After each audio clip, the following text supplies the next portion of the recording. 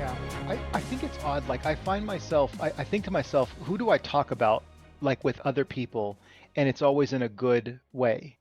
And I'll be honest with you, you are one of those friends that I talk about because there are people I talk about from my past where I'm like, yeah, I wouldn't hang out with this person anymore. But when I tell people stories about you, everyone is always so intrigued by like the campaigns you created in StarCraft and the things that we did when we were kids, and you know, the trampoline, the alien story, everything. And it's always in a positive light where it's like people go, I want to meet this guy. Really? Yeah. You know what? You're a great storyteller, though. So I don't know if it's just like the way that when you deliver the story, you're like really animated, and there are certain things that maybe you're just able to like shine a light on and make it seem more interesting than what it actually was. Now, well, a lot of our stuff, there's nothing you say to make it more interesting. It's just the truth. It's just I convey it in a way that people can see how it happened, and it is quite fun. It was a very enjoyable childhood. It was a very enjoyable adulthood. And you had mentioned games. I don't know if you recall, but you actually bought me my very first gaming computer. Do you remember that? Your first gaming computer? I thought it was just a regular computer. No, remember we went to Best Buy, and I want to be very clear. It wasn't like today's gaming computer standards, but it was different back then as it was. Okay, Anything that had a video card that was separate from its own motherboard, if you will, was considered kind of gaming at the time because there wasn't a whole lot of variety. sure. This was way back in the day. But I don't know if you recall, but you had put for like as a Christmas present, you had every time you went to Best Buy, Oh, you put like $20 on a gift card, $8 on a gift card, 14 cents on a gift card, I and did there that were for a gift. year. Yeah, Yeah, when you gave me this, you had like wrapped it in a fucking brick, like a rock, with tape all the way around it, like completely. it looked like And so shit. I had to like, oh, it was terrible. But there was probably literally like 40 gift cards on this thing, Mhm. some worth as much as $20, $40, some worth like 12 cents. Like it was ridiculous, It's like the a things waste that of I time. You go, you're like, yeah, I'd like to cash this in. It's like there's 12 cents on there. Well, we went down together to find out exactly how much it was, and I think it ended up being like almost enough to buy a computer outright. No shit. And then I think you were like, "Oh, I'm just going to spend the rest of my." I think you spent the extra $100 and bought the computer. And so I don't even remember that or not, but that, yeah, Dude, that's sick. That's awesome. yeah, You still have that computer? no. Can you You imagine? bastard. It was like an all-in-one. No, it wasn't. For anyone I only listening, had one all in one. That thing fucking sucked, dude. Oh my I know God. they always do. They always do. Like I said, I don't talk to a ton of people from my childhood myself. A lot of those friendships fell through, but you're definitely one of the ones that, like, every time we get back together, it's like we're picking right up where we left off. That's right. That's what it is. It's like a year could go by, 2 months could go by, but it's like nothing's changed. All you know is like how the family's doing, and you know. Exactly. Another, I guess, staple from our teens is that, and this was probably when we were living together. Do you remember the go-to baker's meal that we used to always get? Oh, oh yeah. And it wasn't just bakers, dude. We got meals from all kinds of places, but so I still get my quesadilla with extra green sauce. And the fries. Still Oh get yeah. it, and the fries, and I still get the sour cream, and like put that shit in the center and like wrap the fries up in the quesadilla and dip it. Guess what I had for dinner today? I had a quesadilla and some fries from Baker's. Do you remember when we were sitting at Baker's and you were like, "Hey, check Oh, oh hey, check shit. it out." And you pointed like right past me. And so I literally turned around and there was that guy that had like a butthole on his head. I don't know how you have something like that, but it literally looked like a hairy butthole on the back of his head. Oh man.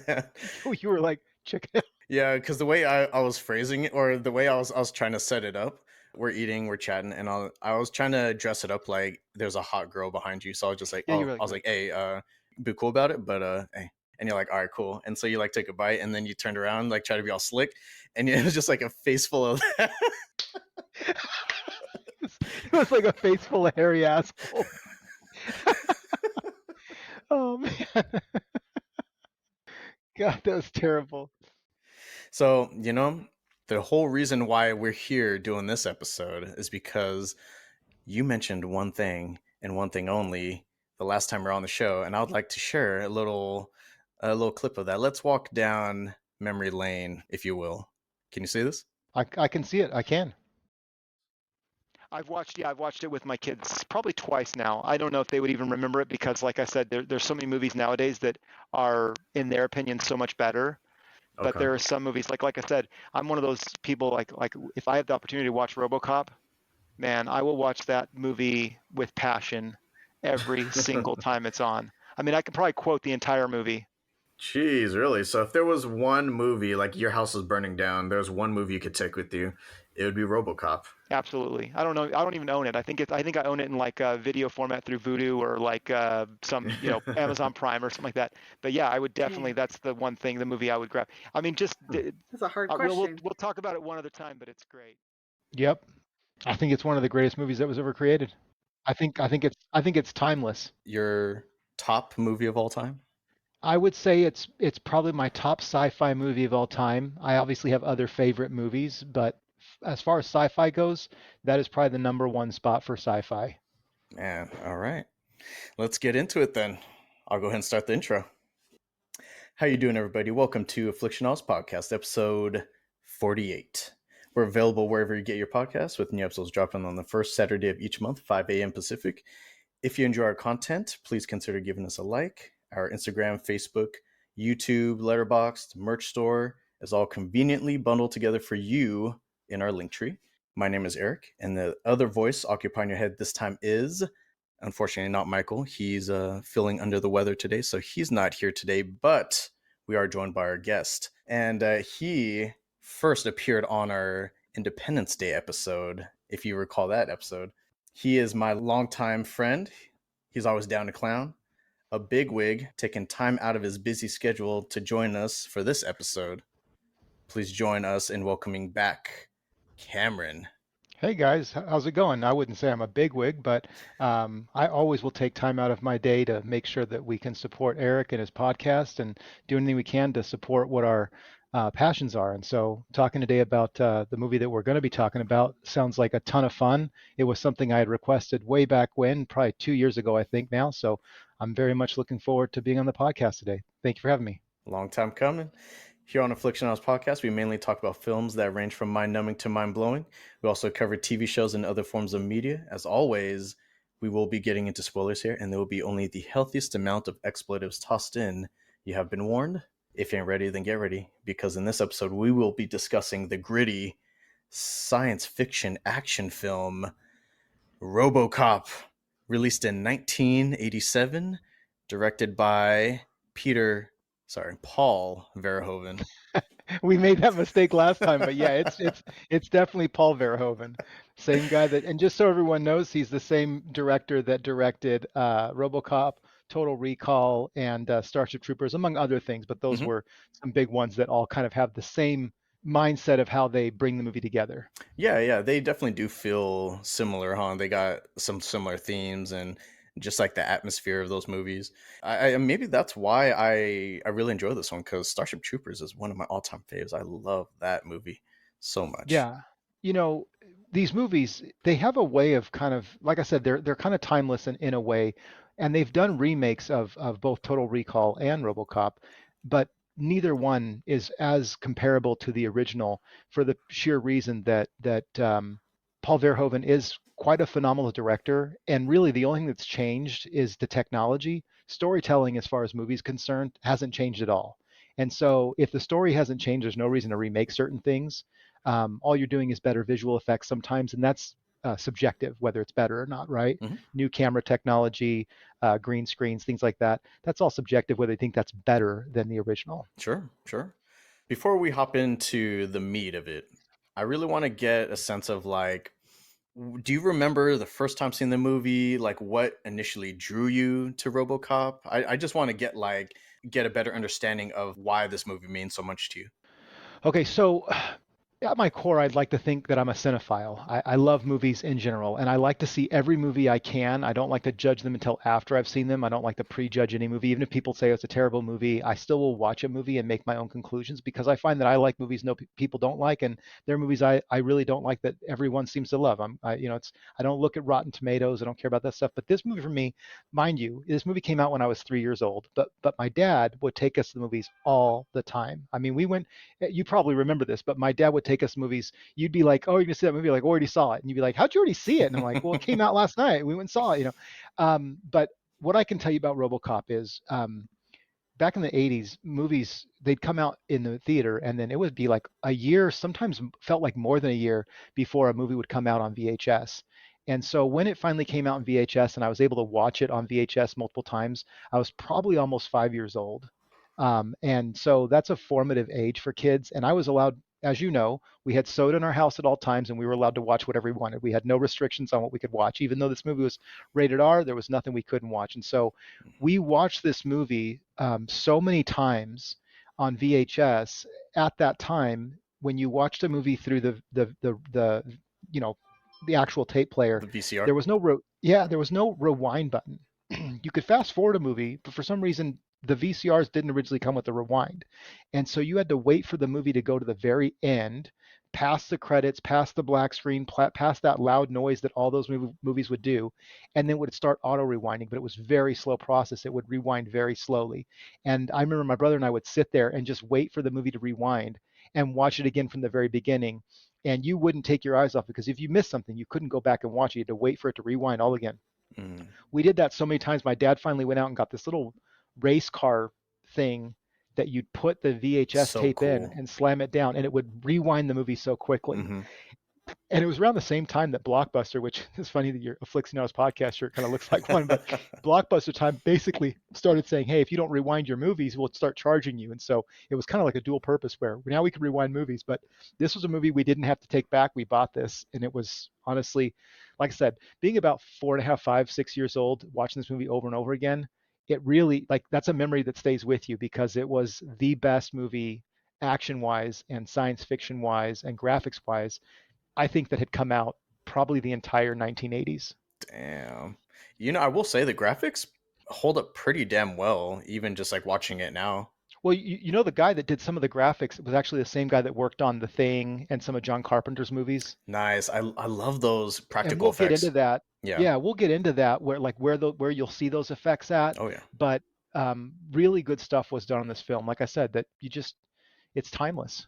You're saying you always have soda in the house. Is that how you are now? Because I saw you drinking your go-to root beer, that Yeah, I have my Robert. root beer here. My root beer. I love how you say it. That's how Gavin used to say it when he was a kid. Yep, a Um, wee lad. so no, not nearly as much as we had back then. I don't know if you recall, but my parents used to, like, I felt like they had stock in it because we would have pallets of it in the garage and we had a second refrigerator out in the backyard. And so I no, we don't have anything like that. Usually what we have is we have probably more Gatorade than we do soda. You guys always had the dopest movie setups at your house. So it's like for the longest time you had the built-in like cabinets with like your tube TV in the living room, and that thing was pristine looking. Right. Yeah. And my dad built all that himself. For being a police officer, he was an excellent woodworker, and he had built that whole setup just to house the TV and be able to put DVDs in the cabinets. And then, of course, you saw the bedroom that they built years later, Oh yeah. where, I mean, it's like wall-to-wall DVDs and Blu-rays now, and they have like a 75-inch TV in that 60-foot bedroom. And Hmm. so yeah, they love movies, and I agree. Like, I still to this day, don't care what it is. If you say we're going to the movie theater, I get excited. Don't care what movie it is. I'm Absolutely glad 100%. because I that's how Brendan and I are. We still go to movies regularly, and oh, I had such a fun time doing that. Yeah, it's the best. I mean, like I said, like, I don't even care what movie it is. It's seeing something in the theater and enjoying it like firsthand on a big screen, and you've got like the smell of the movie theater popcorn, and it's just nice. It's cozy, and movie theaters have come so far with how comfortable they try to make you in the seats and make sure you can see no matter who's sitting in front of you. So it's just an enjoyable experience even to this day. So we're in Detroit, in the city. One man. Do you remember that? Yeah, what was this? Pablo Francisco? Get down. Get down again. Oh, dude, it's just so unfortunate that Michael couldn't have been on because we quote that guy all the time. Little One tortilla tor boy. one tortilla. Part man, part machine. Yeah, that's what they should have used. Yeah, they should have used that voice. I don't know if they even did voiceovers back then. Really? I think the original title of the movie, like working title, was like RoboCop So, and then there was something about like about the law, and they took all that out and just left it as RoboCop, and they thought even that title was corny. But I don't remember like he does that on his comedy, but I don't remember movies ever having that voiceover in the 80s. Really? So that's more of a 90s thing? That's what I really think so. I think it was more of like a 90s, even into the late like early thousands. I feel like that was just the thing to do in the 90s. Like every movie had that movie trailer voice, right? Yeah. That deep, like chain smoking sounding guy. And it was always that voice where like words were like they extended the word beyond like it wasn't like in the city. It was in the city. You know? All right, so this is supposed to be, I guess, at the time it was not so distant future dystopian Detroit, right? Did they ever mention like what year specifically is supposed to take place? I don't, so here's the thing. I don't recall that they mentioned the year because I feel like it still kind of took place in that time period because of everything they have in the commercials that they have going on. It was like the start of the commercial age, the information revolution. The Cold War was still being talked about. So it was definitely still between, you know, the Cold War went on till what, 1991? Berlin Wall came down in 1989, 1990. Supposed So to be the future, but like it was still very much rooted in the 80s. Like it felt like it was taking everything from the 80s. yeah, yeah, I feel like it was sort of like a almost like a schism happened, and it was like an alternate reality of the 1980s. If technology was a little more advanced, but there's still a lot of elements of what was going on in the 60s, 70s, and 80s in that film. My brother-in-law Andrew, he's a big Fallout fan, and he was telling me about like how, because I don't really play those games, but he was telling me how basically technology just kind of halted where it was at, and so it's like the future, but it's still retro at the same time. It's kind of steampunky. It's actually funny that you bring up Fallout when we're talking about RoboCop because it's in the same vein. What it is from the Fallout series, it's not that technology halted. It was that nuclear warfare became so prevalent and so talked about, and it was going to happen that instead of working toward a microchip and computing, we worked more toward nuclear power, fission reactors, and so that's why in the Fallout universe, there's a lot more advancement on cold fusion, Mhm. fission technology, plasma, lasers, things like that, versus all the computing is still like 16-bit. So yeah, we're in Detroit. It's all fucked up. The setting is basically crime all over the place. Law enforcement have like zero resources. They're struggling.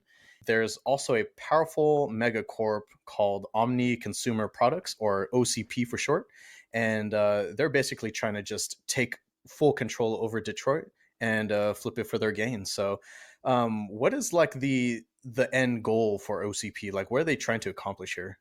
I think the end goal for OCP is that if as Omni Consumer Products as this like kind of multinational corporation, I think their end goal is if we control everything, then we control everything, right? Like that's the end goal is we're going to control everything. And I think it even says multiple times like they're trying to buy the police department. They want to buy up all the land, and so what you don't know in the movie, and without getting into spoilers, there's a lot of things they're doing with the criminal element to try and destabilize the area so that prices are low and things like that. And it's just their way of going about business. That's crazy. Now, that's not everyone obviously in that company, but there are folks in that company, as we'll probably talk about when we get more into spoilers, where you find out that there are some high-ranking folks at Omni Consumer Products that are purposely doing business with the criminal element. Right, right. Yeah, it's crazy because it's like they have their hands in different cookie jars, and it's all for their own gain, OCP. So it's like everything kind of like it comes full circle and eventually just stuffs more money into OCP's pockets. But yeah, it seems like this big project that they're hoping to get off the ground, and it's called like Delta City or something like that. Yeah. Is that eventually like what Detroit is going to turn into, or is that just like a term for how they transform the city? It's what they're hoping Detroit will become. And I think, it's sad. RoboCop 2 is not that great of a film. It's a decent film, but it's not that great of a film. And they talk a lot more about the Delta City project in part 2 than they do in part 1. Part 1 really focuses on and I think that's what makes RoboCop as a standalone film so great is that if we get into the elements of what makes it what it is, it's sort of like a resurrection movie, right? And that's what Paul Verhoeven was all about. Is he liked the idea of the resurrection and people coming like full circle and finding their humanity. Hmm. And so that's really what the core of this movie is about. Even though there's other elements, it's really about this humanity driven piece. The first one is just kind of all encompassing. I think it was a fully realized idea and it was brilliantly executed, and those are tough shoes to fill with sequels. Yeah, and you know what's fun about the film is it's okay. So um, Ed Niemeyer, one of the writers, had worked on Blade Runner before he ever started writing RoboCop. And I don't know if you've seen Blade Runner, but Blade Runner is about a cop that's chasing down a robot that's pretending to be a human. They have that planned obsolescence, right? They have that expiration date, and Right. the robots, when they become self-aware, they're like, "That's kind of fucked up. We don't want that." And then in this movie, you have a cop who's a robot chasing down humans, right? And so it you can kind of see where there's like Some a parallel parallels, there. yeah. But there's so much to this movie. I mean, I think if I'm not mistaken, I think that Ed Niemeyer and Miner, the other writer, I think they worked on the script for like the better Michael part of a Miner. couple years. I think they worked on it from like 81 to almost 85 before they started the filming and getting a director involved and all that stuff. So a lot of rewrites took place, and they wrote a fantastic script. It's not a ton of it, but there's some humor in there every now and then, and like the commercials are definitely, it's like a nice way to kind of like transition into the next part of the story. But like, you first pop in the film, first thing you see are those commercials, and it's cool because I love when they put so much attention to detail. Most of them are pretty useless and are kind of bullshit, but like there's always that one commercial that's actually pertaining to the story, like when it's like the newscaster is kind of talking about a few events happening around the city, and one of those events happens to be around the police department or the drug gang, or like whatever OCP is doing. So I like how they kind of mix it around a bit. No, it's great. And what's interesting about all that is when you watch those commercials as an adult, there is a humor to it that you find obviously, but then there's an appreciation where you're going, okay, great, this is kind of like exposition without there needing to be exposition, right? Like, and the best way I could describe it, and I don't, did you ever watch the Daredevil series No, that was on on Netflix? Netflix. No, I never saw that one. So I only watched the first season, but what I really liked about the first season and of that show in particular compared to all the other Marvel stuff that happened is each episode there's a little bit of exposition about his past and why he is the way he is and how he got his powers Oh, okay. versus having like an episode that showcases where you're rewatching something that you already learned in the comic, you've already seen in two movies, you know, and so that's what I like about this movie is the exposition is happening throughout, and realistically as we'll get into it, it's sort of like a good denouement book where like the action happens all up front, like the climax of the movie almost happens at the beginning, and then the rest of the movie you're like, what the heck was all that? Like you just killed a dude, you know what I mean? Like, I'd buy so that for $1. it's God, I fucking hate that yeah. guy. He's so obnoxious. Like, what's that supposed to be? Like a game show or something? It's I don't think it's a game show. I think it's supposed to be like like I think that guy is actually like he was in some comedy movies back in the day or did at least a couple of stand-ups or something. But I think the reason for that is to kind of show off the commercialization of how first of all the dollar doesn't go very far, and second of all nothing is really even worth a dollar, so you're only going to buy a dollar. So it was really like playing on like what was coming about in the Mm. in the late 80s, mid 80s, late 80s. I mean, sad thing about Detroit at that time in the movie was that everything's probably super cheap, but people's wages are even cheaper, so you can't even afford anything anyway. Yeah, and I think in the movie even that the police department goes on strike at that time, Yeah. right? We're taken to the OCP kind of boardroom area, and we're introduced to the senior president, Dick Jones, played by Ronnie Cox. He's super excited to demonstrate this like new law enforcement robot thing that they just developed called the Enforcement Droid Series 209, or simply ED 209. Yeah, And I guess this is supposed to supersede the police at some point. yeah. So Ed 209 is going to be their new product to keep enforcement of rules and regulations without having to put human life on the line, right? And so, but what's interesting is as you're introduced to this, and what most people don't know is everything that happens with Ed 209, there are two different versions of Ed 209, a full size version that you see when it's standing still, and then basically a stop motion smaller version that controls all the movements. And so everything you see where the Ed 209 is moving is stop motion animation. I feel like it's aged pretty good. Like I was actually surprised by how well it looks. Everything about it looks great except for one scene at the end of the movie when it's falling down the stairs. True. Yeah. The way it like twists and turns, you can tell that it's you kind of see what's going Looks a on little because it's corny. hard to. Yeah, but I mean, I wouldn't even say it's corny. I would just say it's noticeable, right? You got this giant ass droid that's supposed to eventually replace law enforcement, and it's gonna be like as crime and the gangs get so dangerous and out of control that only an Ed 209 can kind of calm everyone. There's gonna be stairs and like ramps and shit all over the place. And is this thing gonna be falling down every single fucking time it hits a corner? And if you put it on its back, it's not going to be able to get up. Yeah, So, it's fucked. It can't do anything. yeah. So there's so many flaws with this thing, and it's kind of comical because like they even with these faults so apparent, we should show this motherfucker off in the boardroom with executives and test it out in real time. Which they do. Which they do, and then it fucking kills someone, and they're like, "Oh, oops." Why would the weapons be loaded? you know? But the problem with the Ed 209 is because it doesn't have a brain, right? It's going off of what the programming is. It sees the weapon, assumes a threat, and quickly eliminates said threat, I mean, it even works. though it's not supposed to. It's supposed to de-escalate a situation. It's like normal cops nowadays. And the fact that they're like unplug them, and so they're like like that's the part that doesn't work. Yeah, and what the fuck was that plug, dude? It Have looked you like a ever seen a motherboard. plug like that? Yeah. It looked like the motherboard was the plug. Yeah, it was not, that was not a normal plug. I didn't see a plug like that. Not at my house. Yeah, my Ed 209 doesn't look anything like that. Yeah. I meant my He just like busts motherboard. through the wall. It's like my version of the Kool-Aid man.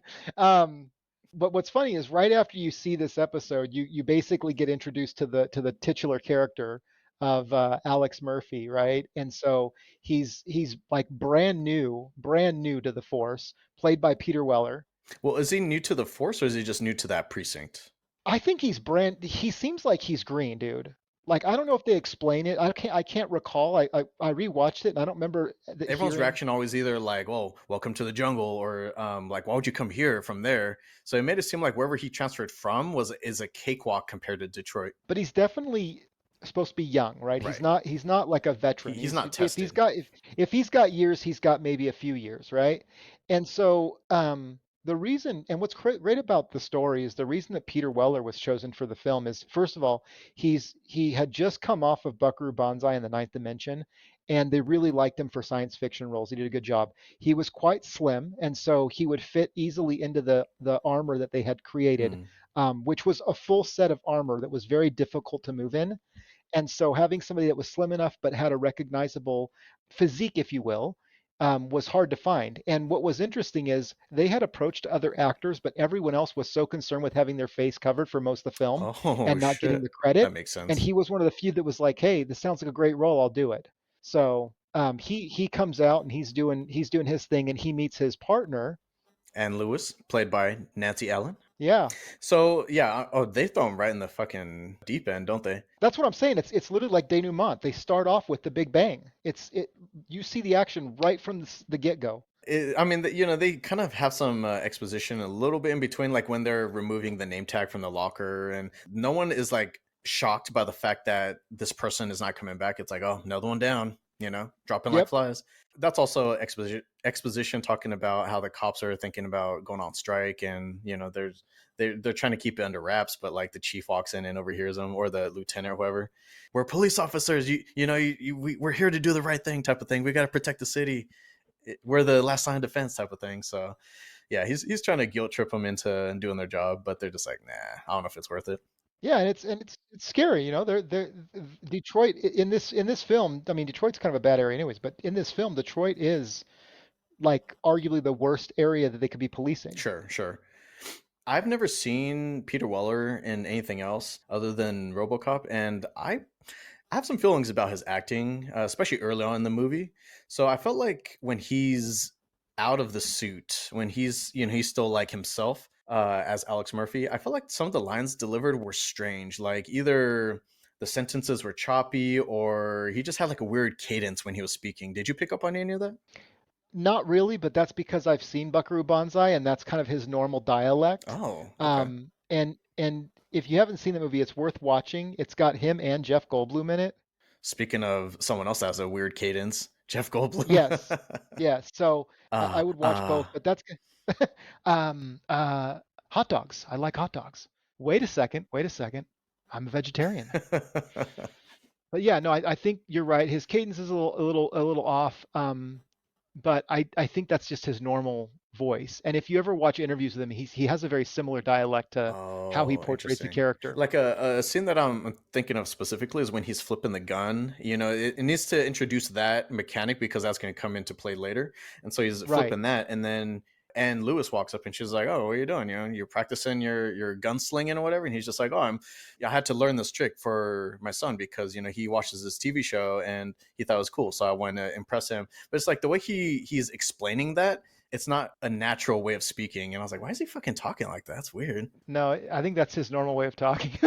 Gotcha. But I will say that once he starts doing a robotic voice in the suit, he's fucking great. When we get to it, I'd love to tell you about the suit. So when we get to him actually being RoboCop, Hmm. I'm going to tell you about the movements and what really makes that character the best, him the best RoboCop that ever existed, Okay, to be okay. honest. They jump right in the deep end, and not only do they get right to the action, but they get to like one of the biggest baddies in the city right out the gate. The notorious criminal Clarence Boddicker and Clarence his gang. Boddicker. Boddicker, of course, played by Kurtwood Smith, you dumbass. I'm going to put my boot in your ass. Red Foreman from that 70s show. So yeah, he's the big like gang member in or gang leader, I should say, in this movie.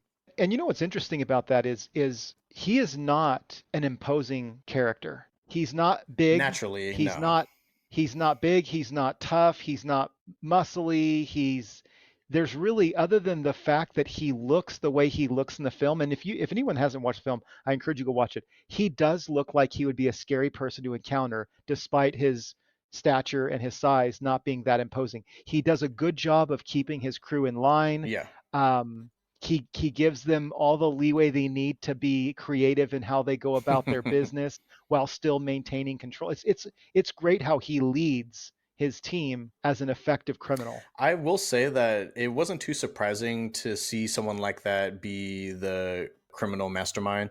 I think of it like when you think about shot callers in prison, a lot of times they're not like big, like muscly, tattooed, shaved head guys. Like a lot of times, like these skinnier guys with glasses, and it's because they're so fucking intelligent and they're so crazy. Sometimes it's just people that are really persuasive, you know, and they can convince you to start following them. I think the only thing for me that kind of comes close to his character in another film would be and I'll probably get beat up for this, but the Joker in The Dark Knight Rises. Dark Knight Rises or Dark Knight? Dark Knight, sorry. The one with the Yeah, Joker, yeah, yeah. sorry. Dark Knight Rises has Bane. But anyways, the Joker is very much like that, where it's more about planning, tacticality, um, and control than it is about physical stature. And so he does a great job with it.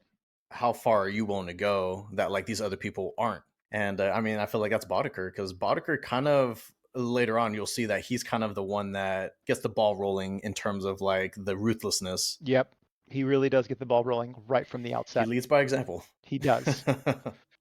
So Alex and Anne, you know, they're pursuing, I guess, this like fresh bank robbery, I think is what's going on. And Mhm. so it shows like inside the getaway vehicle, it's like this giant like UPS truck type thing.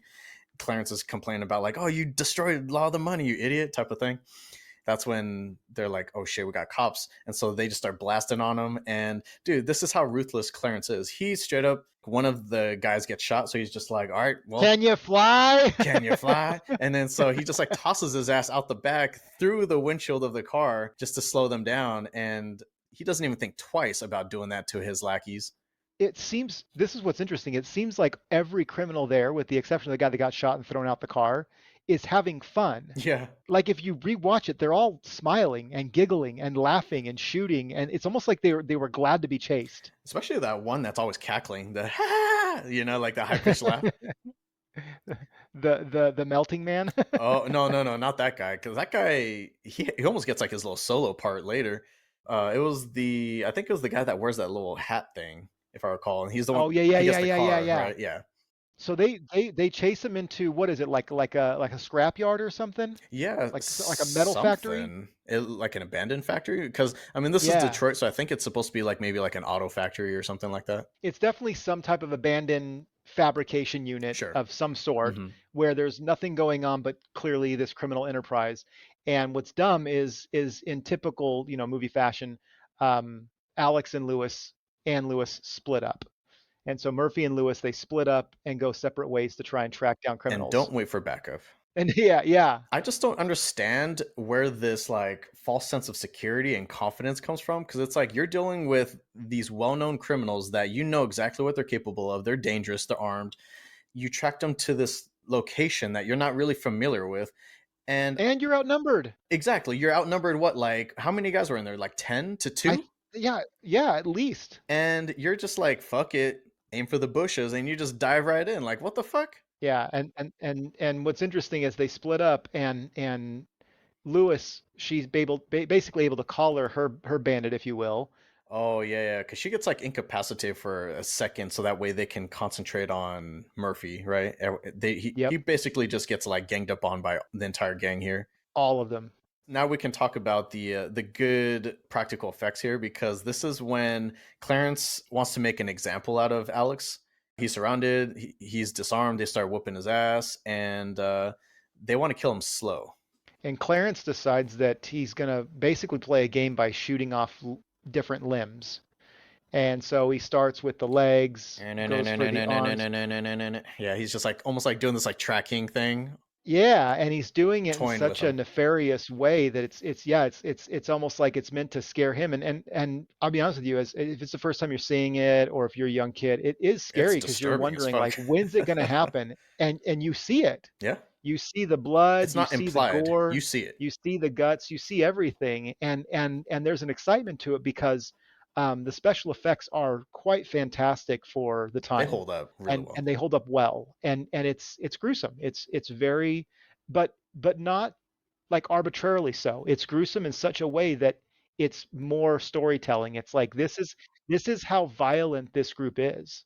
I think what makes it so disturbing is because it's not so over the top. Like it is more realistic in the sense that he shoots off his hand, and like there's only like what, his thumb left, and you don't see like this dramatic like screaming like and like blood shooting He all over the looks place. at it, He's like in shock, can't believe what just happened right now, and he like looks over and his hand's fucking gone, yeah. and you really feel for this guy. And you could see that it's not just shock. You could see he's genuinely scared, like almost like he has no understanding of what just happened. And it's really, really good acting because everyone thinks you just immediately scream, and you probably would at some point, but there would be that level of like misunderstanding as to what's going on because you've just had your hand blown off. Yeah. And it gets worse. They end up taking out both of his legs, his right hand, and then almost his entire left arm, if I'm not Dude, it's mistaken. wild because he's getting shot at for like a good couple minutes here, and they unload their entire clips out on him, and they're like, "Oh shit, he's still alive!" To their surprise. Yeah, and it kind of showcases that he really is this person that wants to hang on to life more than they would think. He's basically still alive as they're taking him to the hospital, if I'm not mistaken, and they Somehow. start the program. They start the program for the what is an under vice president from Omni Consumer Products' new program of the RoboCop program. And who is Bobby played by? Bob Morton, he's played by Miguel Ferrer. Miguel Ferrer, yeah, Bob Morton. He's like a junior vice president, right, of that division, and he's kind of an up and coming, trying to make a name for himself. Yeah, ambitious junior executive. Shout out really quick to two actors specifically in RoboCop who would later go on to both star in Twin Peaks together. Miguel Ferrer is one of them, and he plays like a FBI agent in Twin Peaks. And then Ray Wise, who's one of the gang members, he's one of the like grinning gang members. Fantastic acting. I think Ray Wise actually might be one of my favorite characters in that entire show. Laura Palmer and her dad are my two favorite characters from Twin Peaks. And if you've never watched it, I mean, it's a weird ass show. If you like David Lynch, David Lynch, didn't he do like Eraserhead? Eraserhead, and the first Dune movie, Yeah, yeah, yeah, definitely a weird guy. What I really like about David Lynch is that his stuff is unpredictable. Like you never know where he's going to take things, and in a way, I think that's kind of refreshing. yeah. No, I like that. So yeah, so Bob Morton is this junior executive. He has his own program that he's trying to get off the ground, the RoboCop program. But what it requires is it requires basically like a recently deceased but still active brainstem from a human.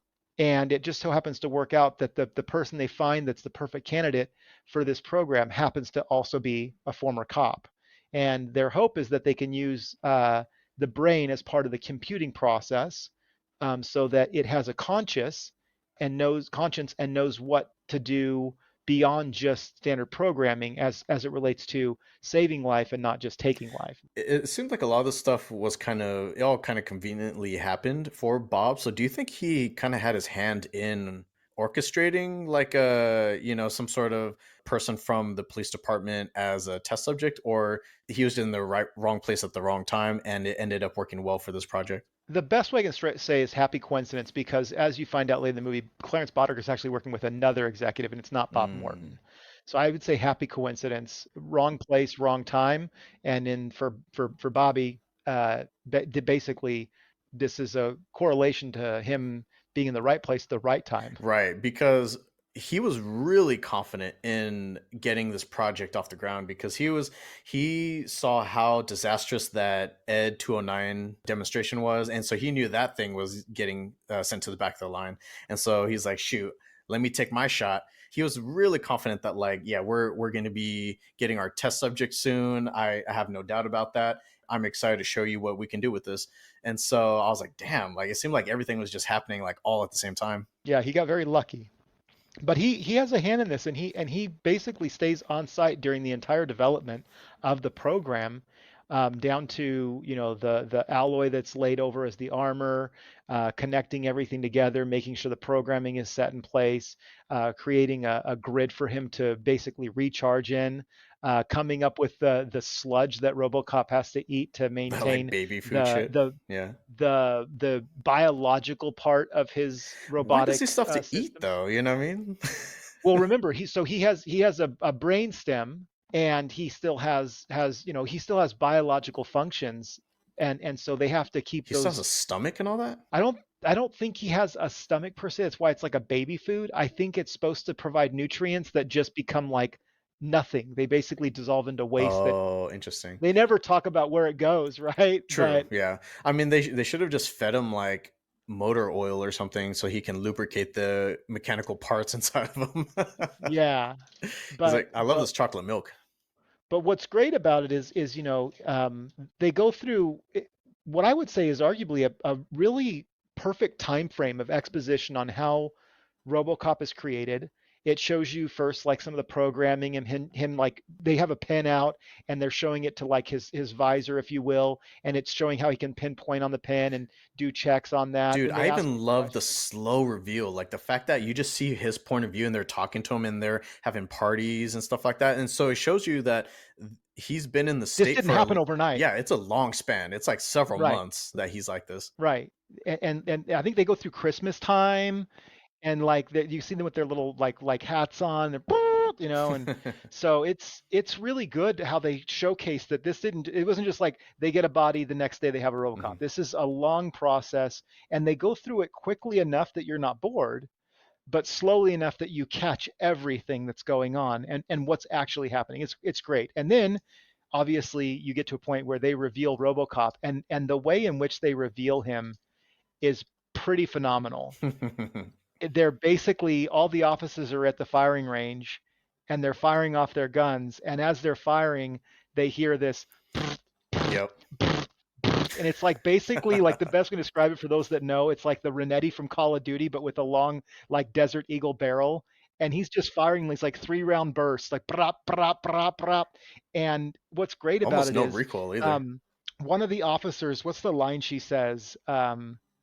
Oh, there's a line that one of the officers says as she's walking up. It's like the Tin Man or something like that. I can't remember what it is. Well, I think one of the lines when they're in the firing range was, "Man, this guy's good," and it's like that's not a guy, that's a machine. Yeah, and but what's funny is, if I'm not mistaken, I was doing some research and I believe that those lines are actually from a comic book Mm. from a different like robot series that had nothing to do with cops, nothing to do with RoboCop, but it was another series that was kind of, they were like playing homage to Oh, that. that's cool. And there's a couple times you see that in the film, where RoboCop says a line and it's actually from like a Judge Dredd comic. But yeah, so there's some cool stuff there, and but basically then all of a sudden you see the gun flip, Yeah, and then you see how it holsters, and it literally the gun, this massive gun, holsters into his his entire leg, thigh.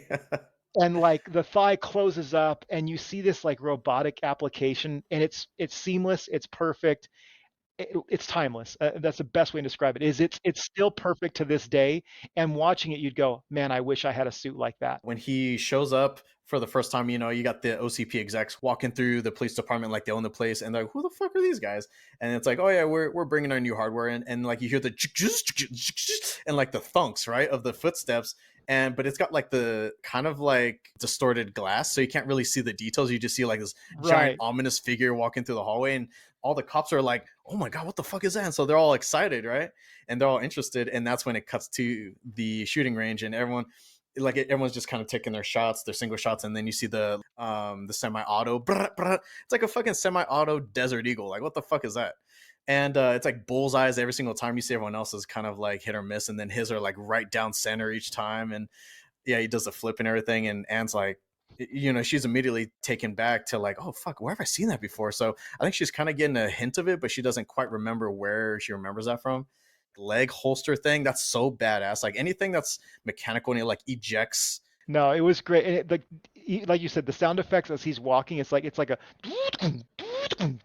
and it makes a loud noise every time he takes a step. So you can tell there's like a heaviness to this metallic Oh yeah. suit, and it's pretty freaking awesome. But Forgive me if I take too long here, but I just want to take a moment to analyze RoboCop just because it's like he's the whole focal point of the movie, right? So, what'd you think of the overall aesthetic of him, like from like the visor and like the full, like even the color of the armor and the fact that they give him like a six-pack type of thing? Like, what'd you think about his look? so what I will say is I thought it was really neat, because if you look at what they did, the idea behind it is that he is completely armored from head to toe with the exception of basically his mouth Right. and his cheekbones, which arguably you go, well, why didn't they cover that as well? But maybe it was, I think the way that you could best explain it is like, well, that gives it more of a human Yeah. element. It Definitely. allows also obviously the actors in there, and so it gives him a chance to be able to breathe easier, so there's probably some actual practicality to it. But then beyond that, it's like if he goes out in the public, they're like, that's not just a robot, that's a man in a suit, and so it makes it a little more palpable. But what's great about it is, down to like the practicality of it, is it's all metal, but you can kind of clearly tell where they clearly made it so that he could have some kind of torso Some movement rubber in there. without being so uncomfortable. And what most people know is there's a lot of the film where it's only showing his upper body, and in those filming pieces, he's basically in like his underpants and just the top part of the suit, because it was a very heavy suit, very cumbersome and quite uncomfortable to wear. And one of the cool things is all the movements that he does in the movie that look robotic are his acting. There was nothing about the suit that made him move that way. That was the way he chose to move. And there's a scene when he's leaving a convenience store at one point where like his body turns and his head stays Yeah. stationary, and then all of a sudden his head like catches up. I notice that every single time. It's either his head turns first and then his body, or like the opposite. Like his torso turns and then his head. And that's all Peter Weller. That's there's nothing with the suit that wasn't direction. That was him. And there's interviews where he's like, no, that was just my thing. I thought, how would a robot do this? If I'm robotic, I would be like, and I like how you described it. It catches up. yeah, yeah, it's the best way you could do it. It's So, still but sending yeah, the data down. but I think that the suit, I, I think, like I said, if you haven't seen the film, go back and watch it. It's an impressive suit. It holds true today. It's no different than, it's beefier than your typical like Iron Man suit, Mm. but at the same time, It's got that kind of look to it where you can just you go, I want one. Did you think like as a kid like that's badass? Oh, I remember having an action figure. They made toys for kids Oh, on a rated R movie. dude, of course they did. It was one of the few rated R movies. They made toys for it, and I had a RoboCop toy that I thought I would put him on a. I would like let him go on this little river we were at. We were vacationing at, and I was a kid, and I put him on the river, and he like started floating, and the river was too fast, and I lost my RoboCop. I remember crying because I was so attached to my toy, but um, That like it sucks. was. I can't think of another movie besides maybe like, you know, I don't remember what rating Jurassic Park had, but I know Jurassic Park had some action figures too, which is kind of different because most action figures are based on cartoons. But this was a movie. This was a rated R movie. This was a rated X movie that they got to a rated R by taking certain elements out of it Right. that they made kids' toys off of. Right, right. That's wild. What if they sold like Alex Murphy with like fucking like a missing hand and shit? Clarence Boddicker all bloody. Dude, I don't know if you notice this, and I'm hoping because you've studied like all the details of the suit and everything, right? Why did it look like he was designed to have like Jesus sandals as feet? Did you notice that? Okay, so I remember I told you. So I don't know if it was on purpose, but um, Verhoeven he studied like medieval culture, and he really liked the idea of a resurrection story. And so that this is his resurrection. This is basically Murphy dies, he's resurrected, just like the Christ, right? And so it's a resurrection story. So I don't know if the sandals have anything to do with that. No one's ever brought that up, as far as I can tell, in any like questions that they've done of interviews. And mind you, the movie's years and years old, so they could make up anything they want now at this point. But keep in mind that this is very much a resurrection movie. And that's what drew him to this piece, because his wife told him he didn't even read the script. He got the script, read the first page, said, "This is a terrible movie. I'm not doing sci-fi," Yeah. and then basically took on sci-fi the rest of his life, if you would, after this movie. And the Every reason movie, being, he's just like, I fucking hate sci-fi, and he just makes these his masterpieces. wife, yeah, his wife read the script and was like, "I think there's a lot of resurrection elements to this. I think you'll really like it." And as you can see, this is about somebody really truly discovering their humanity again. What makes a person a person. He died, and basically the whole entirety of the movie, Alex is trying to find his way back. Yeah, yeah. Yeah, it's pretty wild. I didn't realize that there was such a strong like religious kind of influence on this movie. Yeah, there's an interview with Peter Weller where he's being asked about the new RoboCop movie that came out a couple years back, 3 or 4 years back, and he says, good luck to those guys. I hope they do well, but there's no way you can ever beat the first one because of everything we were going through at the time, and the elements that are in play. And he's one of the people that actually says, he's one of the few people that says, the storytelling hasn't changed. It really is just the technology. And so if you have a good story, there's no reason to remake it. And that's really what it is. It withstood the test of time. Yeah.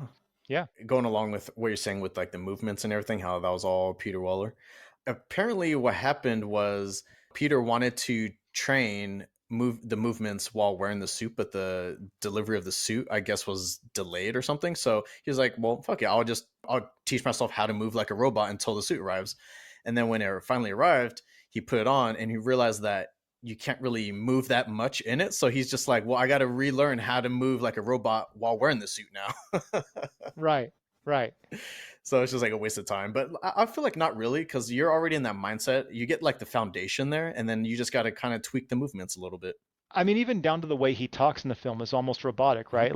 Like let her go or there will be trouble. Trouble. Yeah. You know what I mean? Like there's like a pause, like you said in the Just beginning of the movie, processing the it. kind of the way he talks. Yeah, he's like processing the word he needs to say next. So One of the commercials too, I think a news reporter is just like this new law enforcement robot, and he goes by RoboCop, and it's like, do you have anything to say to any of those criminals out there? And he's just like, stay out of trouble.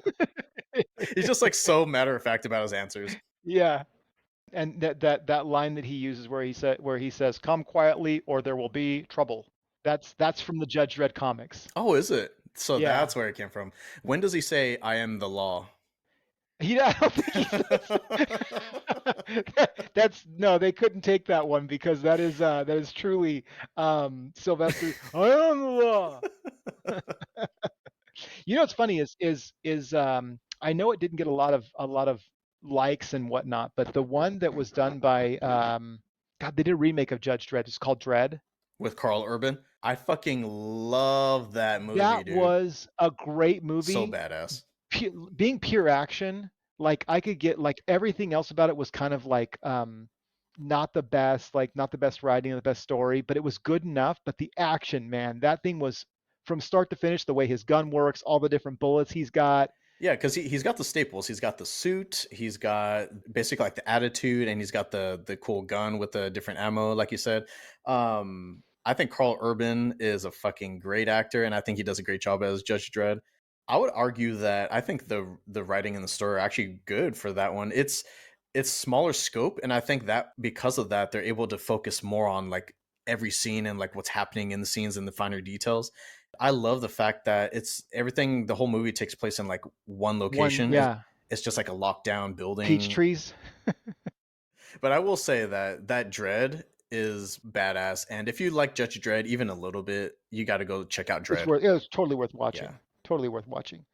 So he is he's out and he's patrolling the streets, and it's for the most part pretty uneventful, right? And then he goes to sleep that night, and while he's sleeping, he has a dream, basically, and he has memories of what happened to him, who killed him, what was going on, Dang. These are Alex and Murphy's memories. while he's doing this, like he's feeling getting shot all over again. He's moving in his chair, and he wakes up, and he's now like ready to go find these people. Well, his thing is that he's not supposed to sleep, right? It wasn't that part of the marketing was that like RoboCop never stops. He never sleeps. He just fights crime all the time. Yeah, and so actually, you know what? I think it's before that he sees the guy at the gas station, and that's what causes him to dream, right? I think it's around the same time. Yeah. So he sees the guy at the gas station who he recognizes from one of the shooters that shot at him, and the guy even says, "I remember you. You're supposed to be dead, man." What triggers that memory? Well, first off, that guy's a fucking asshole. He robs the gas station attendant, You fucking nerd. and then he bullies him afterwards. Like, what the fuck, dude? He's like, "What are you reading?" And he's like, "It's like a geometry book." And he's like, "Oh, you're a nerd, right, nerdy boy?" You won't be so smart if I put a bullet in your head, right, nerd? Like, it's like dumb shit, dude. And so, yeah, RoboCop shows up and he's gonna arrest him, and it's just like, "Dead or alive, you're coming with me," right? He Yep. delivers that line, that famous line, and that is the same line that Alex Murphy delivered to him when he was still human. And so he's just like, "Hey, I know you." Yeah, we killed you, man. We killed you. And then he tries to light him on fire, and RoboCop chases him, and the whole scene is great. But that's what sparks when he goes to sleep that night. That's what sparks the memory, and he starts going out and he's looking for people. What's funny is we talked about the suit. We haven't even talked about the technology that he has in the suit. Oh yeah, yeah. So one of the cool things about RoboCop's suit is he's got a spike in his hand that he can insert into the supercomputer at the precinct and at other locations, and basically even though he's part human, part robot, he can download information and at least access it very Right. rapidly through this like spike in his hand. And it's really cool because he ends up tracking down the other gang members and the leader of the gang members and affiliated people with the gang. And he also finds out more about Alex Murphy because he's just like, "Who the fuck is this person?" And then he figures out that he's like, "Oh shit, was that me?" And so he's starting to put two and two together. Yeah. Um, I just love the fact that he can jack into computers and hack them like R2D2. Yeah, and it's cool because it sets up why he has this spike early in the Yeah, film because it comes into play later in the film as well. So again, it's just perfect storytelling so that you don't ever go, well, where did that come from? Well, where did that come from? Oh, right. they added that in after that. Everything in this movie, there is an exposition on what its purpose is, why it's there, and how it's useful beyond what you see later in the film. And I think some might argue that this is kind of where the movie slows down a bit because it's doing a little bit more backstory and it's showing more of his humanity starting to rear its ugly head, right? He tracks down his old location and he wants to get some more answers from like Alex Murphy's wife and their son. They moved out a long time ago, so he's just kind of like reminiscing, walking throughout that house, and he sees an old picture of them and everything. What's great, like I said, exposition happens throughout the film. So you get to see him interacting with his family when he was Alex Murphy in these scenes. And so there's a scene where they're clearly dressed up for Halloween. There's a scene where his son is watching TV, and you see the character that does the holstering of the weapon with like the Do flipping of the you pistol. remember what that show was called? DJ Laser or some shit like that? Yeah, and I think that show, and then there's a comic when he's walking through one of the convenience stores.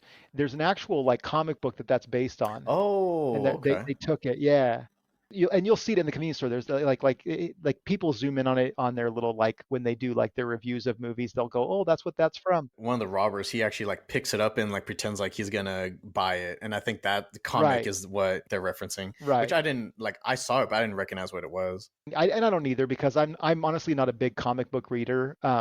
My brother was far more of a comic book collector than I ever was. I've had a couple just because of the kids, but yeah, so it was based on that. And then, but yeah, he goes through these memories basically where he's realizing that he wouldn't know these things if he wasn't this person. And so he starts to kind of recognize that he is not a program. He's a person that was wronged.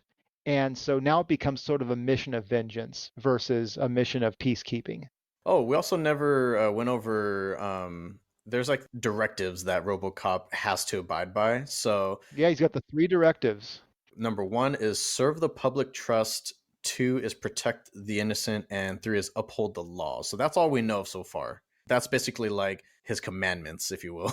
It's all, and what's funny is people that like robotics will recognize this, but they call it the three laws safe, but it's Isaac Asimov's three laws of robotics from his books like I, Robot, right? And That guy's a so, genius when it comes to sci-fi. oh, for sure. But this is like their version of their three laws, right? Hmm. He obviously can't go around just like fucking killing people for no reason. He tries to disarm them and arrest them if he can. So yeah, there's like the mugging and raping in the alleyway, and he ends up like disarming the guy by shooting him in the dick. He somehow is able to target the guy between her legs and like shoot him instead. She like hugs him and he's like it's like all metal and she's like hugging him. He's like he says something like you are clearly needing a psychological trauma unit. Yeah, exactly. I will call one for you. Not empathetic at all. Yeah, he has no emotional intelligence.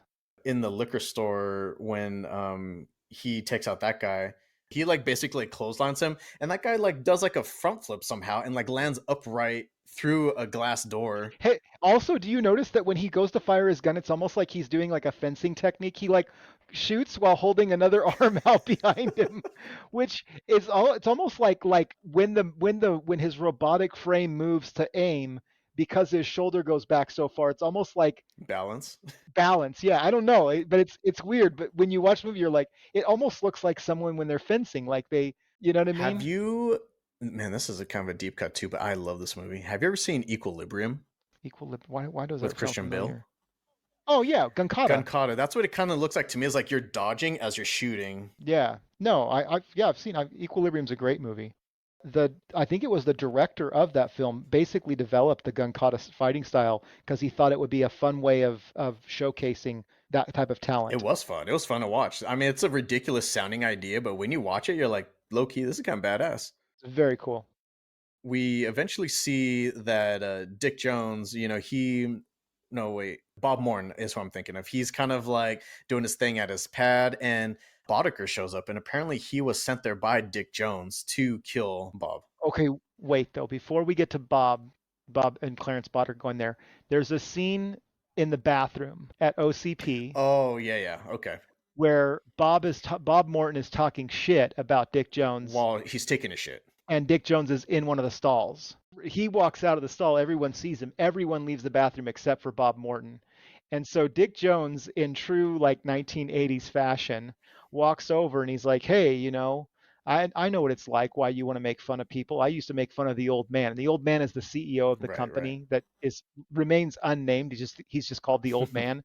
And he says, one time he says we used to call him things like boner and iron butt. Oh my god, so stupid. And then he says, one time we even called him asshole. Asshole. And you watch that going, God, that doesn't sound terrible compared to today's standards. Like we have so much worse words we call people Yeah. nowadays. And so you hear this and you're like, okay, whatever. And then he like grabs his hair like he's like a freshman in high school and he's getting like freaking like This is hazed. an awkward interaction. Like, let me tell you something, Bobby boy. Nobody fucks with me. And he like walks out of the bathroom. And then So Bob weird. Morton gets a knock on his door. Boner and was it like poopy butt Iron Butt. and asshole, but it was all out of respect. And that's what you don't have is respect. I'm like, how's any of that respectful? Back to the movie. Back to the Yeah. movie, folks. So Bob Morton, he's basically about to have some sort of like drug infested threesome or whatever the fuck at his pad, and he gets a knock at the door and happens to be Boddicker. And apparently he was sent there by Dick Jones to take him out. So Boddicker just kind of shoots him in the kneecaps and tells him that, or he plays a little video, and Dick kind of explains everything like, You didn't obey the chain of command. exactly, like your time with OCP is up, Bobby boy. And then Clarence sets a timed grenade on the table and walks out the door. Damn. So Bobby decides, and mind you, Bobby is now high on cocaine because he's been snorting cocaine off of his two prostitutes next. And that's the thing is, you go to the movie thinking like oh, Bob Morton's a good guy, but then you see Bob Morton's a very flawed character as well. Right, right. He's like actively with prostitutes, snorting coke, and so he ends up getting exploded. Damn, no more Bobby. None. Well, there's pieces of him. Now, did you feel bad for him? Because I know that it's kind of like the lesser of two evils. So it's like, is Dick Jones worse than I Bob think Morton? they set it up so you don't. I think they set it up so you don't feel bad for anyone in the movie at any time, really, because there's no one to feel bad for. RoboCop has a second chance, and everyone that's technically bad in any way gets their comeuppance. RoboCop is able to track them down at their like warehouse headquarters. He has a sick shootout here. I don't know what the fuck's up with the weird like no looking shooting and all that stuff, but he's showing off here. Yeah, he's definitely showing off, and it's almost like there was like a tracking mechanism where internally he knows where people are at based on the direction of the fire and the crossfire. I know exactly what it is. Because you saw when he first walks in and he's like, doot, doot, and he like targets everyone, like he flags them. Yeah, He has a VAT system, like Fallout. that's what it is. It's slow motion VAT system, and he's upgraded all the points in luck. Is that how that works? I've never played it. I just No, know I, that. I think the longer you're in VATS is based on like agility or something like that. Because remember, Fallout uses the special system, not the typical like D&D style system. You know, they use the 7 stats of special. Mm. But yeah, he has his VAT system, and he ends up killing all of these people, save a Oh few, yeah. and then ends up throwing Clarence Boddicker through a window and getting him to confess and spit blood all over his visor, and it's pretty cool. And he takes him down to the station and books his ass. It's at this scene where Boddicker says something like, "You can't do this. Dick Jones owns the cops," You're or a something like cop. that. You're a cop, and he's like, I am a cop. But I think what that was meant to signify was that like he still needs to do the right thing. You know what I mean? And because he was unarmed, right? Yeah, so he takes him down to the station and gets him booked. But if I'm not mistaken, Clarence Boddicker post bail like that, like right then and there, he gets released right then and there, right? Yeah, OCP owns the cops, man. Yep. So basically, RoboCop basically figures out that Dick Jones and Clarence Boddicker have been working together, right? After the confession. Hmm. Correct. And so RoboCop goes to arrest Dick Jones, and that's when we find out that there's actually a fourth directive. Oh shit! There's a fail-safe measure. Directive number 4 is basically specifically when RoboCop tries to attempt any Arrest. sort of arrest or like any sort of act, I guess, against an OCP executive, he starts shutting down. He stops being able to like function properly. Yeah, it was weird because I think Dick kind of explains it as like him shutting down, which I thought he would like turn off or something or like go to sleep, but he basically just gets slightly incapacitated. Right. And then while he's being incapacitated, Dick Jones releases Ed 209. Another one, or is it the same one? I don't know. I'm going to guess it's another one because the other one looked like it got damaged in the beginning of the film. But he releases another, and they clearly have more of them because you encounter another one at the very end of the movie. But he releases an Ed 209 to attack RoboCop, and it does cause some level of damage to his body armor because it looks like it's some high velocity Yeah, rounds. higher And caliber. so RoboCop escapes through a stairwell, which is probably the best way for him to get out because Ed 209 cannot take stairs and ends up just bop, bop, bop, bop, bop, tumbling on the stairs. And this is where you see a lot of that motion capture that actually looks really good.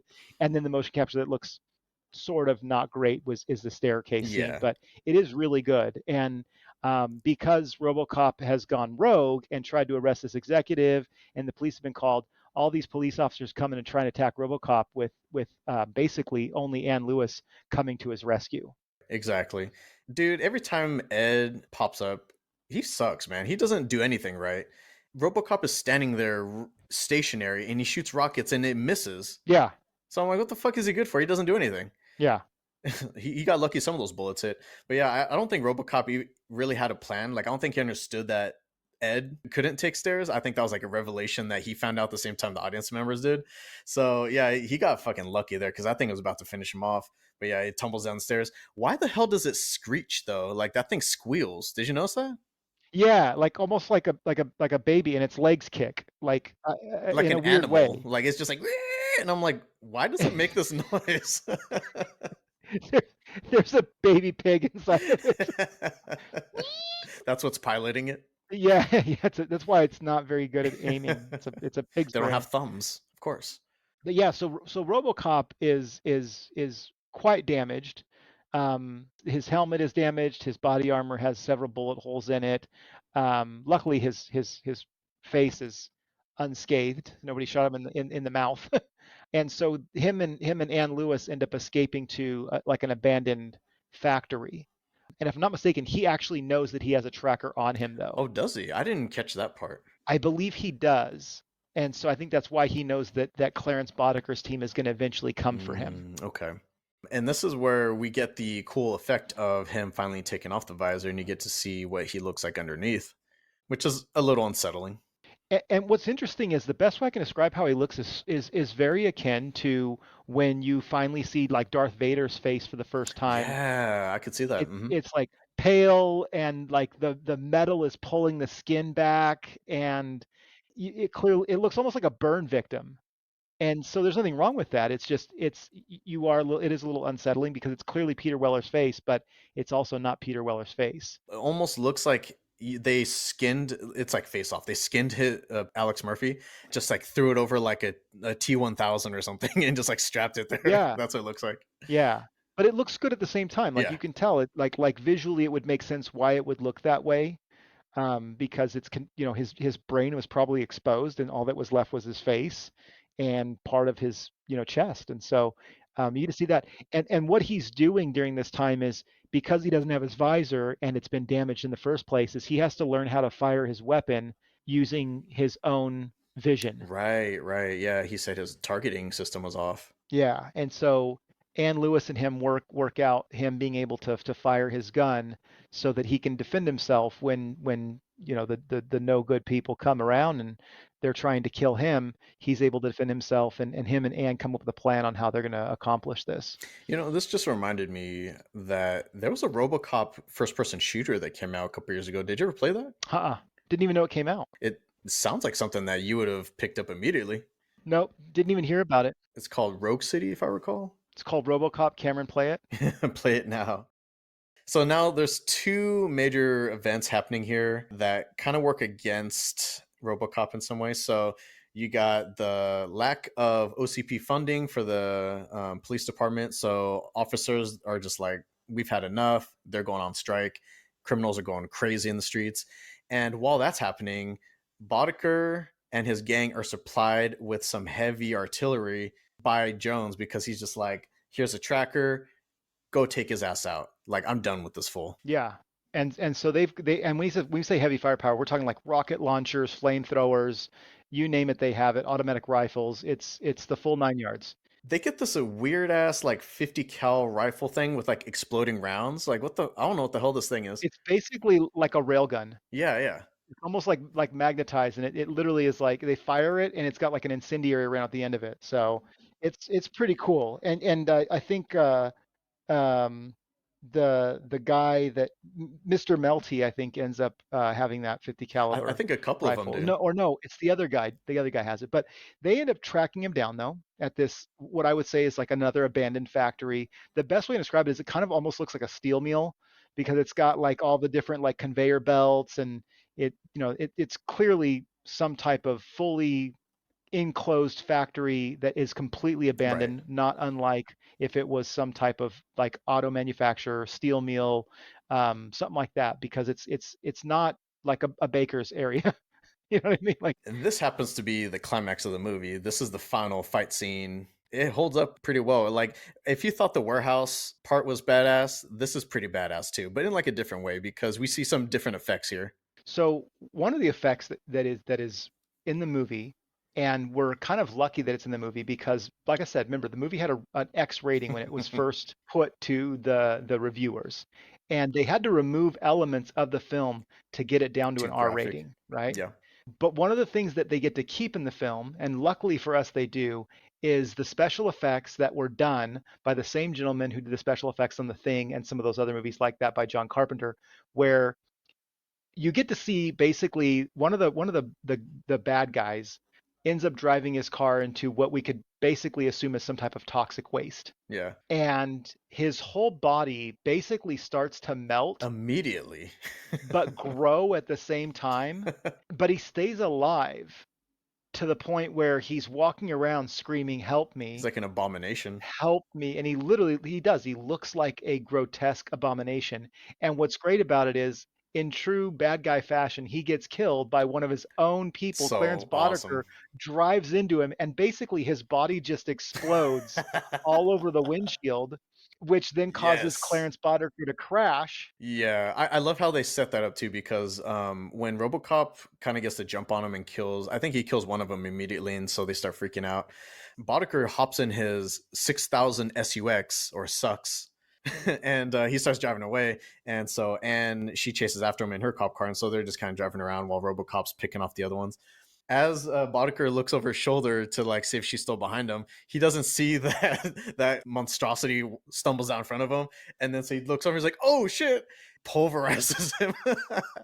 And it's just like body parts everywhere. It literally looks like a human body completely like dissolved onto a car. Gelatized. Yeah, Yeah. it's awesome though, and like the fact that the skull, you can see that like bounce off the windshield. I was like, these are awesome effects. Yeah. And you know what's funny is you talked about the car. We didn't even bring up some of the other commercials. So the 6000 SUX, there's a commercial for it. It's got its own like safety feature, which will basically electrocute someone that tries to steal your Oh car the man. moment they sit in it. And so if the commercials are some of the best parts of it, they've got a commercial as well, which really harkens back to the fact that everyone was so worried about like the holes in the ozone layer at this time that they have a commercial in the movie for a suntan lotion that is like SPF 3000 or something like that. 3000. Yeah. And she like rubs it on. It's like pure blue or pure green or some shit. That's But insane. yeah, so That's probably not too far off. The fact that we need like SPF 3000 just to survive. yeah. But yeah, so Boddicker's car, he can't see out the windshield, and he flips into some sort of like ditch type thing, or like I don't know, it's like a little dugout area. And for whatever reason, she gets out of the car and just like stands there. And so Boddicker gets out and shoots her, and so he's about to kill her. And then here comes RoboCop intervening, saving the day. And what does RoboCop do to get over there? Go back and watch it. He walks on water. Walks on water. Well, he was walking through water for sure. He look at the scene. He's walking on water. Kenny I'm just saying, when we talk about like a resurrection in his theme, Jesus sandals. Yeah, that's true. in his Jesus center, he's literally walking on the water. You know what I mean? So he goes over to try and take out Boddicker, and Boddicker ends up spearing him through the torso with this giant metal rod, The goon guy drops like the metal scraps on him, and the so it crane. pins him down. That's right. And so Boddicker goes over, and so if I'm not mistaken, Lewis shoots the guy in the crane, right? When he oh yeah, no, that is around the same time. So when he stabs him, RoboCop screams right here like he's in pain. Did you notice that too? Yeah, he's like, but it's Oh, kind like of he actually got stabbed for real. well, he's like pushing down on the metal, and he's like moving it around, like which is clearly you're showcasing this guy cares more about the torture and the pain that he can cause versus just being victorious and finishing it Right, off, right. right? So it's kind of going back to the way he was in the beginning of the movie, where he's like more concerned with causing as much pain as possible and being very much, like kind of shows here as like narcissistic personality. He wants to cause that Oh pain. yeah, really dig it in and twist that knife. He should have did the shh shh shh shh shh. Oh shit, I was just thinking about that today. I literally was like, at one point, we're gonna have to do our acting scene where I'm the German officer Saving from Private Ryan. Saving Private Ryan, and I'm stabbing you in the back in the chest, and I'm telling you, yeah, shh, shh, and you're going, no, please, please, please. You know what's funny is to this day, if I do that in front of Tiff, she's like, don't do that. Really? That's gross. I don't like that scene. She hates it. So if you ever come over, we got to I do it in mean, front of her you're again. supposed to hate that scene. That it's really uncomfortable. That's a fucked up scene. Why? I'm German. You're like, I love that scene. We won. RoboCop is getting pinned down with that little like piece of like rebar or whatever, and ends up taking the railgun and blows up the dude that was operating the crane.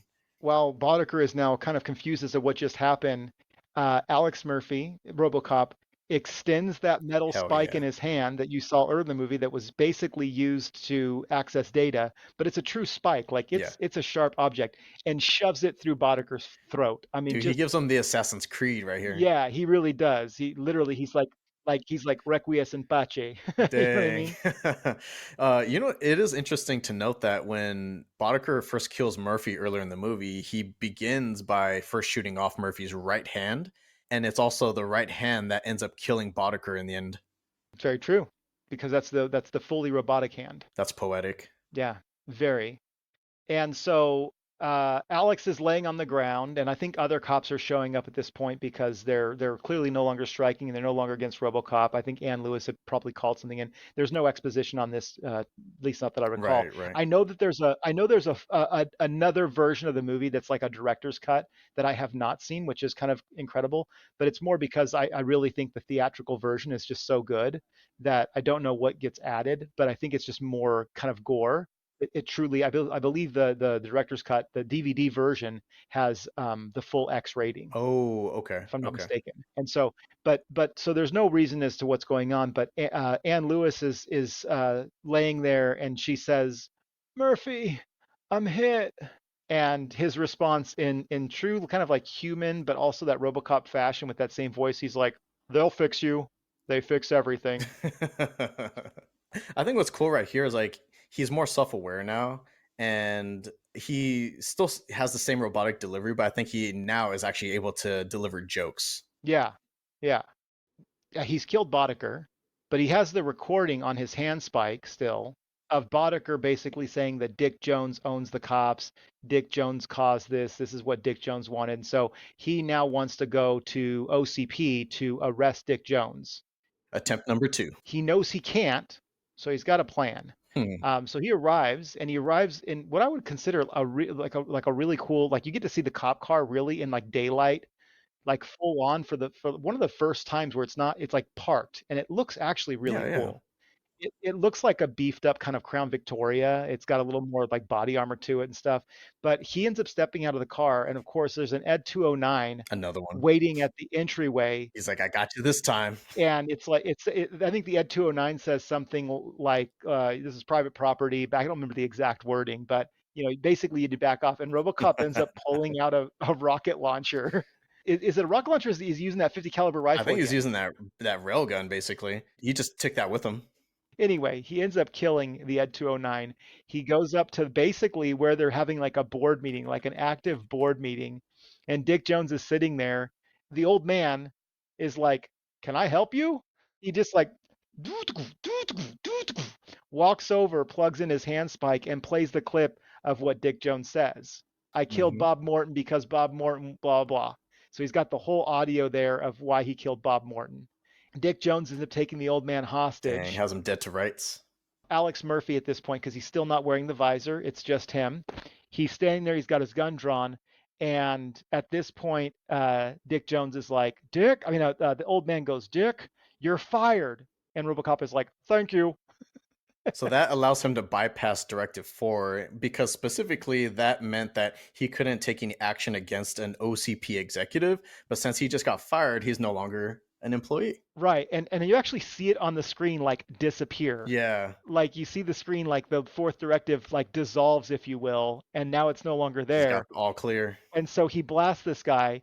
And here's where this is the scene where you see probably the worst visual effects Yeah, of the entire I movie. agree. Hmm. As Dick Jones, who's now dead, is falling backwards out the window, he has arguably the longest arms when he's falling out the window, he has like these incredibly long, like orangutan style arms as he's falling. And it's because the puppet that they had made it out of a material that they didn't realize as it was like falling through the sky, it would like wave like that. And so they had to try and do their best to like hold it together. And anyways, during post production, that's the best they could do. Yeah, it looks pretty cheesy. I think they do something similar in Die Hard, and it was done better. Poor Alan Rickman, God rest his soul. But Yeah. no, Potter Potter, by Grabthar's hammer. What what a a saving! savings. Fucking Galaxy Galaxy Quest, Quest. best movie, one of the best science fiction movies. It's a comedy My dad and my sister adored that movie. I think it was a little too corny for my taste, but I can see why a lot of people like that movie. by Grabthar's hammer. What a savings! But anyway, so yeah, that's how the movie ends. Is we basically Dick Jones gets RoboCop his. has done his job, and he, as he's walking out, the old man, the CEO, says, "What's your name, son?" And he turns around and he says, "Murphy." Dang. So that shows that Alex is back, baby. And if you watch the whole movie over 3 days, it's actually like a true resurrection. The movie came out on East. No, this is all made up. End of movie.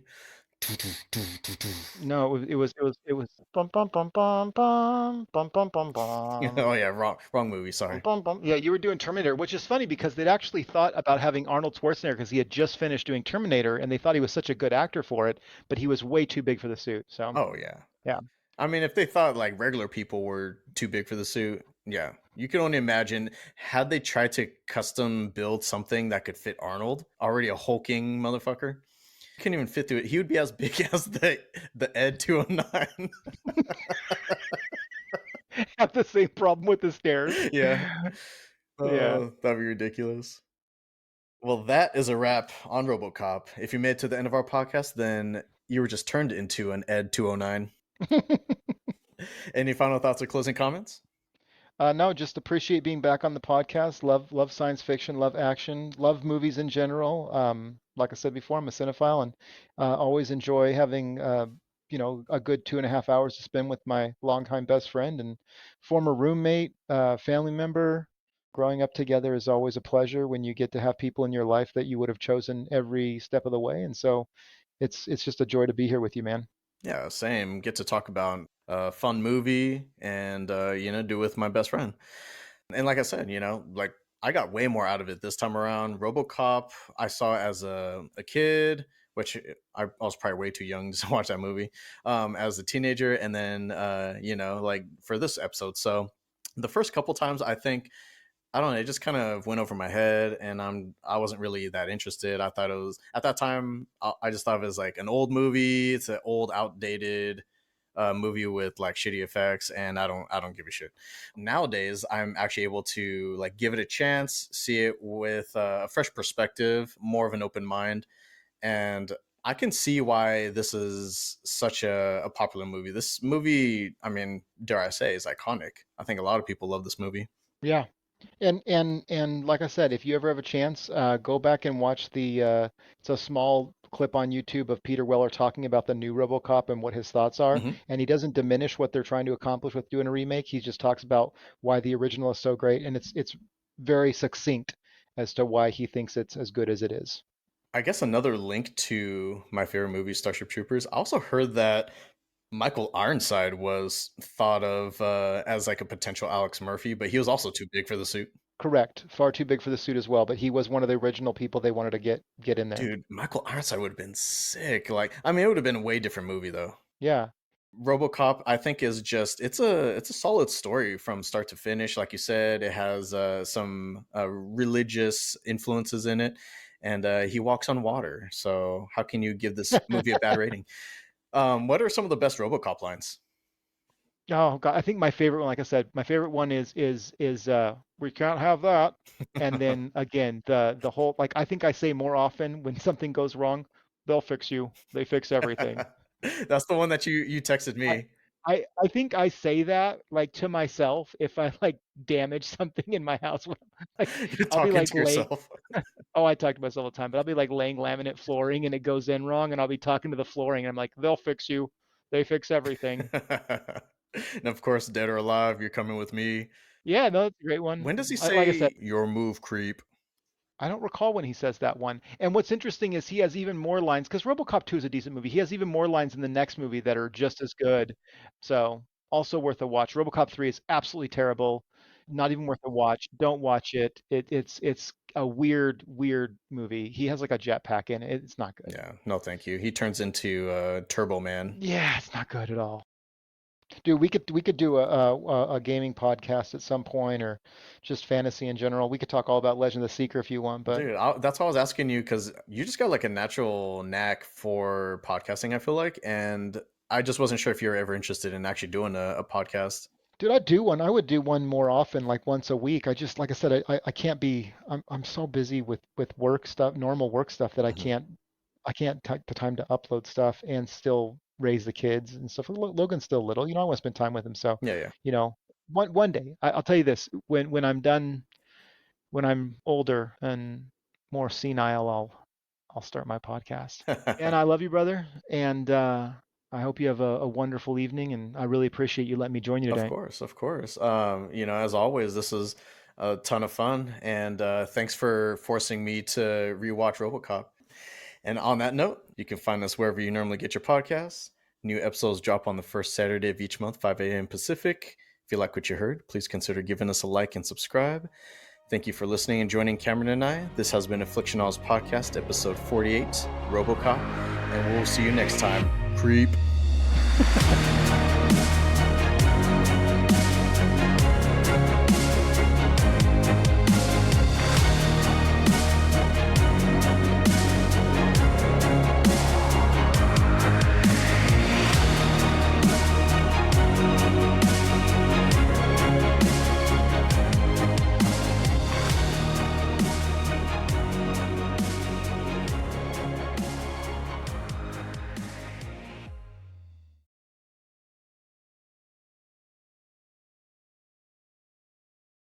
Do you remember?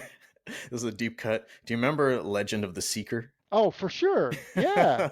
I don't think anyone's ever heard of this. It's like a fantasy show, kind of like Hercules. Zedekiah Zulzarander, Dude, man. I was just thinking about him the other day, like driving Well, home. what's great about so here's the thing that's great about The Legend of the Seeker that really makes it stand out. Not just as and it's a book series by Terry Goodkind. If anyone's interested, it's an amazing book series, start to finish. There's several books. I think there's like 7 or 8 of them. But the series on TV that and it was like I think they put out 2 or 3 seasons. What's great about it is Zedekiah Zulzarander, the wizard, doesn't run out of power. Like he doesn't like cast a spell and then is exhausted for days Right. on end and can't cast it. He can cast spells He nonstop. fucks All people he up. has to be able to do is he has to have his hands available to him because that's how they cast spells. It's not just by mouth; it's by their hands. And so, but there's just so many elements to that show that were great despite the low budget. I think it was a low budget. It was very much like a Hercules: The Legend Continues, or as where, Xena. where it was like purposely campy. You know what I mean?